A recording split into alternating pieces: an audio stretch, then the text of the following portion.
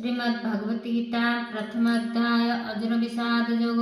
धृतराष्ट्रोवाच धर्मक्षेत्रे कुरुक्षेत्रे समवेता जुजुत्सव मामका पांडवश्चैव किम कुर्वत संजय। धृतराष्ट्र कहिले, हे संजय, धर्मभूमि कुरुक्षेत्र रे दुर्योधनादि मोर पुत्र माने एवं युधिष्ठिर प्रभृति पांडव माने युद्ध करबा मानसरे एकत्र होई कौन कले।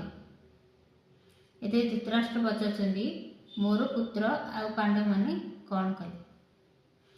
पूछन्ती अंबिका नंदन आहे संजय महाप्राण धर्मर क्षेत्रे कुरुक्षेत्रे तहीन होई न मिलित करबे पांडव सैन युद्धरे बड़ाई न मन किस करिले कुह मते संचय न रहु मोचिते।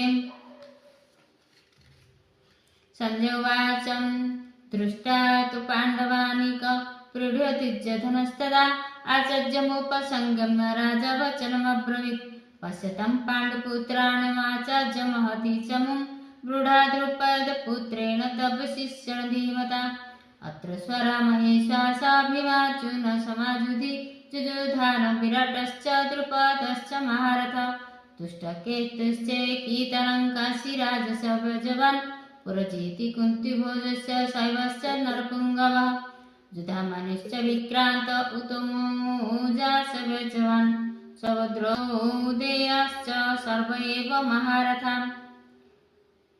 संजय कहले, सेही युद्ध उद्यम समय तुम्भ पुत्र दुर्योधन पांडव सेना को दृढ़ व्यूह आकार रे रहिबार देखि द्रोण गुरु को समीप को जाई तांकु कहिले, हे आचार्य, आपणक शिष्य द्रुपद राजांक पुत्र बुद्धिमान धृष्टद्युम्न द्वारा ब्रेहुवाद होई रहिथिबा पांडव मानकर एही विशाल सेना को देख।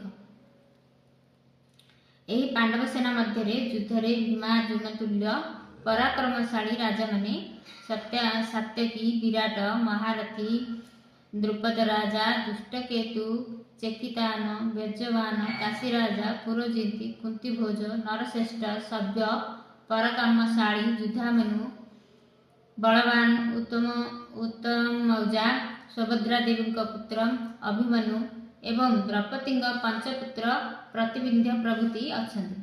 सेमाने समस्ते महारथी अटंती।